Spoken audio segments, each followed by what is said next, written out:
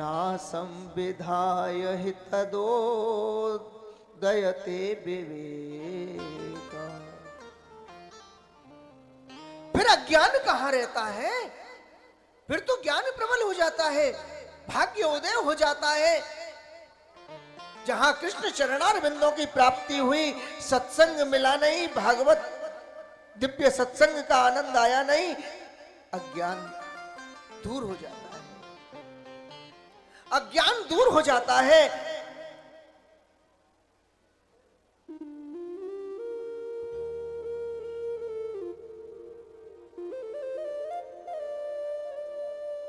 अंधकार रूपी छटा दूर हो जाती है,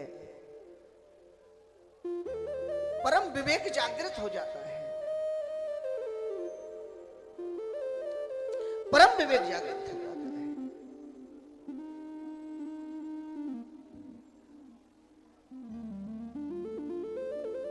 नारद जी कहने लगे, बोले भगवान फिर देर किस बात की है? भगवान देर किस बात की है? आप श्रीमद् भागवत का आनंद प्राप्त कराइए। ज्ञान यज्ञम करिष्यामि सुख शास्त्र कथोज्ज्वलम। आप जो सुखदेव जी ने राजा परीक्षित को दिव्य आनंद प्राप्त कराया, वही आनंद आज मुझे प्राप्त कराइए।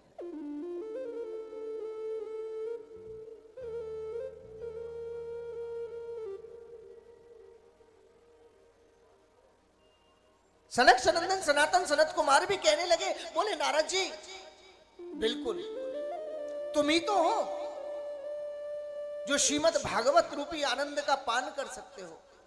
तुम ही तो हो जो श्रीमद् भागवत रूपी तत्व का आनंद प्राप्त कर सकते हो। हम जरूर कराएंगे।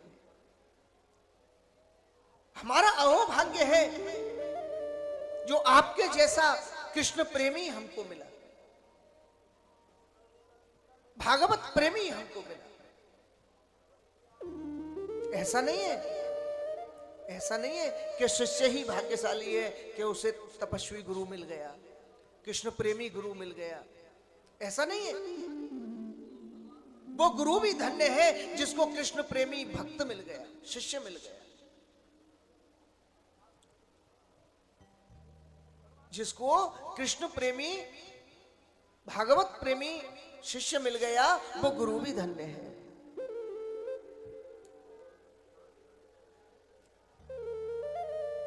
और प्रियजनों, उसी समय सूत जी कहते हैं,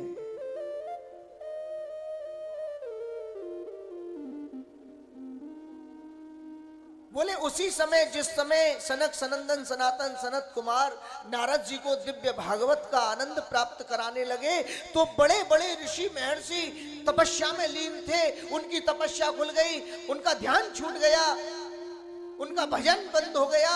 उन्होंने कही, अरे अरे सनक सनंदन सनातन सनत कुमार जी आज भागवत वर्षा कर रहे हैं, भागवत जी का आनंद आ रहा है, आज साक्षात कृष्ण की प्राप्ति होने वाली है, अब कौन तपस्या करेगा? उसी समय भाग करके एकदम खड़े हो गए। श्री भागवत पीयूष पानाय रसलम पटा धावन्तोऽप्याययु सर्वे प्रथमं ये च वैष्णवा। सबसे पहले उसको भागवत की लालसा होती है जो वैष्णव होता है।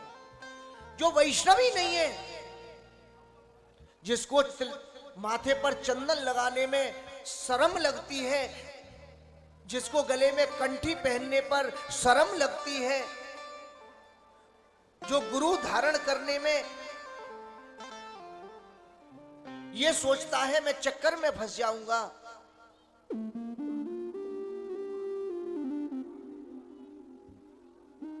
ऐसे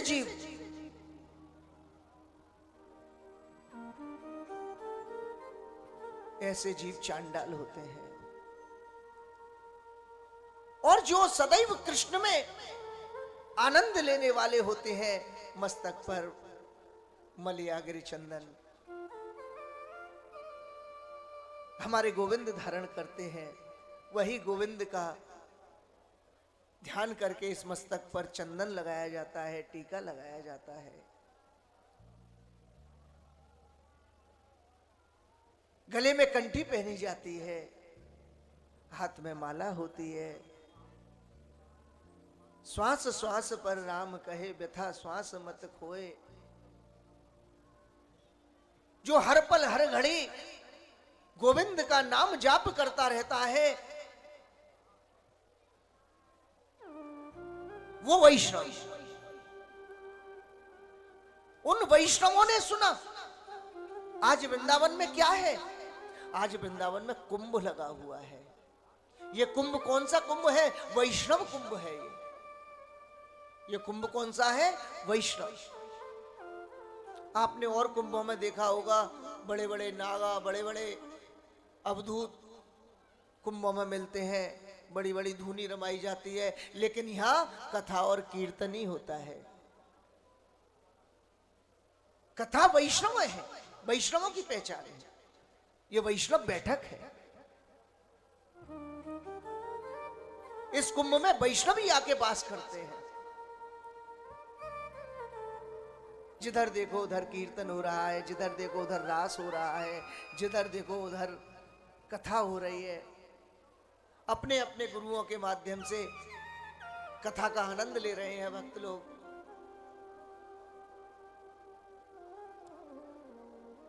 तो कथा सुनने के लिए कौन भागता है? जो वैष्णव होता है।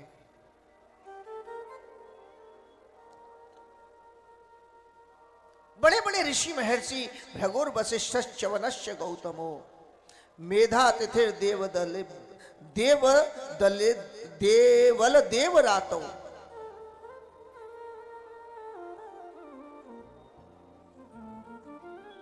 बड़े बड़े चमन ऋषि, वशिष्ठ ऋषि, भृगु ऋषि, गौतम ऋषि, सभी वैष्णव आज कथा, भागवत कथा की ओर चल दिए।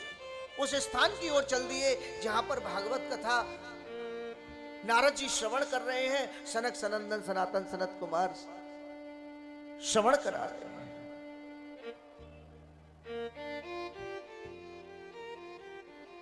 और प्रियजनों,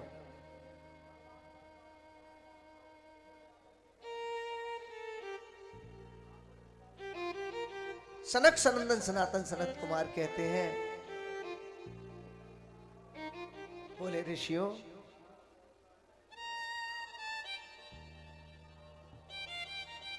सौनक ऋषि बता रहे हैं न गंगा न गया काशी पुष्करम न प्रयागकम सुख शास्त्र कथायांश्च फलेन समताम नरे।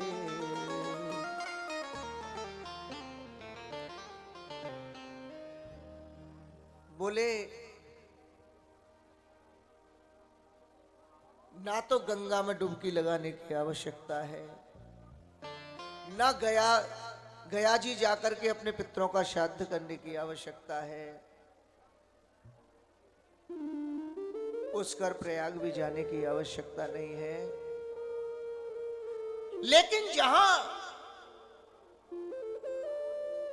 सुखदेव जी के द्वारा परीक्षित को जो श्रीमद् भागवत कथा का आनंद प्राप्त कराया गया, अगर वो आनंद आ रहा है तो रुकना नहीं चाहिए, घर में बैठना नहीं चाहिए, समय गंवाना नहीं चाहिए। उसको, उस अमृत को पान करने के लिए तुरंत चले जाना चाहिए, स्थापित हो जाना चाहिए वहां जाकर के। उसको त्यागना नहीं चाहिए, उस समय को छोड़ना नहीं चाहिए, क्योंकि श्रीमद् भागवत नहीं मिलती। हर एक किसी को श्रीमद् भागवत नहीं मिलती।